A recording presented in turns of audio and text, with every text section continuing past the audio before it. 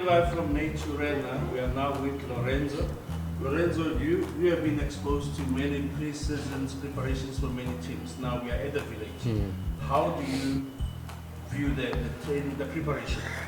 Look, obviously the players look very confident. We spoke to three players, Ranga, Chivaviro, Givenum Simango, and new signing Inacio Miguel. They look, very confident going into the Marumo Gallants game. A lot of the games were played behind closed doors. No, not giving much away. For the new guys, they've come in and we've welcomed them, very well. I'm sure they feel at home as well. And, we always encourage them to carry on doing what they were doing before they come in, and we're supporting everyone. So we can't obviously say whether, they're in flying form, they're playing well. We just saw the results for most of the games. And look, there's been good signings. But there's been good signings in previous pre-seasons for Kaizer Chiefs as well. Of course, the team has made a lot of signings.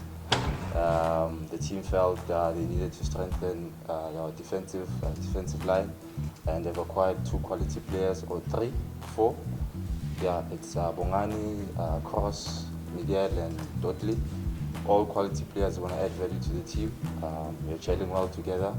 They're all doing well respectively. So yeah, the team is doing well and we're happy to have them. So, the game on Saturday against Marumo Gallants is going to give insight of whether it's a new dawn or another false dawn for Amakosi, who obviously are looking to end a decade-long trophy drought. Now let's look at the teams they've assembled. Maybe you can take us through from defense block, middle, and up front. Yeah, look, they've made new signings. Blom is back in defense. They've got Inacio, Bradley Cross, Bongani Sam, Rushwan Dudley, who's very highly rated. Probably, going to be a Bafana defender for the next decade. So that's a very, very exciting signing for them. They've got Fiakri Ntwari, the Rwanda international goalkeeper signed from TS Galaxy. He just kept a clean sheet against Nigeria last night. Made like 8 saves, so he's also very highly rated. And all the players are quite young and looking to develop into a first team regulars and things like that. So look, I think that there's an exciting crop of players that they've brought in, with the emphasis on shoring up the defense before working on their attacking prowess. But I also think that speaks to Nabi's confidence in some of the youngsters that's coming through, like your Mfundo Vilakazis, your Mduduzi Shabalalas, and so forth. He really rates a player like Samkelo Zwane as well. So yeah, it'll be interesting to see how much game time these academy graduates do get this season, because he has been impressed with their technical ability, and even a new player like Inacio was like raving about Samkelo Zwane and his ability with the ball at his feet. Sometimes things need to fall apart for it to be built properly, and I believe that maybe the last 2 seasons they thought maybe they can throw some money at it and get in some quality players, good informed players, but it doesn't work like that. You need a structure. You need people with the right expertise in the right positions, like seeing them sign like Gaston Sereno. That's exciting for the fans. You know what I mean? It's exciting for the fans, but when you see them bring in Tera Maliwa, a scout of over 20 years of experience, that's exciting for me to look at it like, Kaizer Chiefs are, making real proper decisions to, improve their scouting department. The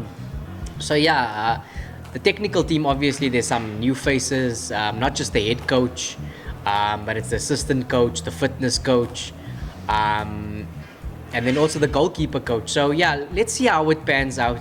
There's obviously always going to be an adaptation period, but yeah, it seems as if they are slowly going into the right direction. I don't think it's going to change everything overnight, but it's like it's a progress, it's a process, and whether it's accelerated with good results, we'll see. With all the resources, the money spent, the coach given the right to choose who he wants. Yeah. Where do we see them, and which position will never be an excuse? Look, I think top 4 should be the target. Just get back into Africa, whether it's 4th or whether it's 2nd.